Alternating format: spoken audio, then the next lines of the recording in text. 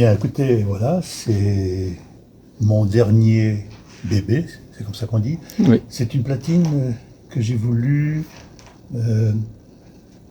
novatrice dans mon parcours. Parce que j'ai une base en aluminium massif qui fait environ 38 kg. Ensuite, j'ai un plateau dont la masse en mouvement fait exactement 35 kg et qui est constitué de deux éléments principaux.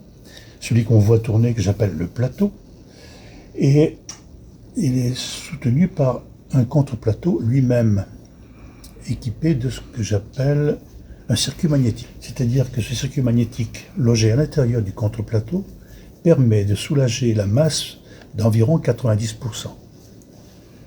De façon à ce que j'ai toujours, pour la fiabilité et de la précision en rotation, toujours un point d'appui. L'entraînement se fait par trois petits moteurs que j'ai voulu de faible couple pour minimiser au maximum les risques de transfert du bruit. Ces trois petits moteurs sont logés chacun dans un bloc en aluminium usiné, dans la masse également, pour constituer, on va dire, pour enfermer le moteur et éviter son rayonnement vibratoire. Eux-mêmes, ces blocs, sont suspendus à l'intérieur de la base par un système d'élastomère ressort complexe.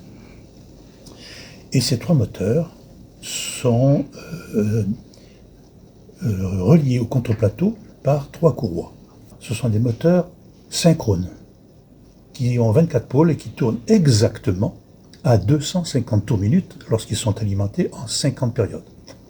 Mais dans le cas de cette platine, j'ai voulu que cette fréquence soit maîtrisée par une alimentation gérée par quartz, qui fait qu'on a les 50 périodes ou 50 Hz parfaitement maîtrisés, et qui permettent d'avoir la vitesse de régulation des moteurs à 250 tours. Et l'utilité du palais presseur, nous avons aussi des disques des années 70, et qui sont moins épais, pas toujours plans. Voilà la raison pour laquelle il convient, lorsqu'on écoute un disque, de le solidariser avec le plateau. Et ça, c'est la mission du palais presseur. Mais quand on fait ça, on ne résout qu'une partie de l'équation à résoudre, puisque sur la périphérie, on a souvent encore besoin de, on va dire, maîtriser les petites ondulations qui pourraient se produire à la périphérie du disque par ce que j'appelle l'edging. Et là, j'ai 2,2 kg qui viennent pincer le disque sur le couvre-plateau.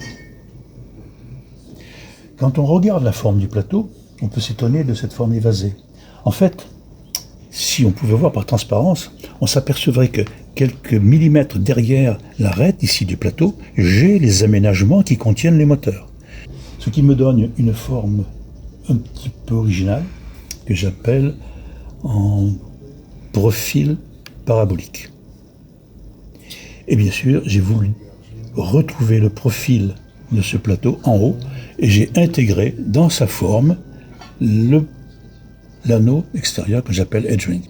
J'ai souhaité reconduire les caractéristiques de performance des bras longs, ce qu'on appelle les 12 pouces. Donc il y a systématiquement sur mes platines un bras long. Et dans ma conception, je ne supporte pas les bras qui sont en porte-à-faux du périmètre de la platine.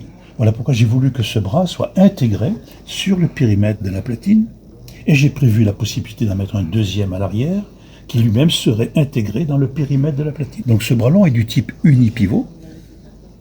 Je fais l'échappement de la modulation par le dessus. Il est facile à comprendre. J'ai un réglage pour l'azimut par deux petites molelles, sur la droite et la gauche, qui ressemblent au saut qu'un équilibriste peut utiliser sur son fil. La force d'appui, on la comprendra, c'est à l'arrière. Et en ce qui concerne le VTA, eh bien, j'ai un système qui permet de monter et descendre l'embase de fixation.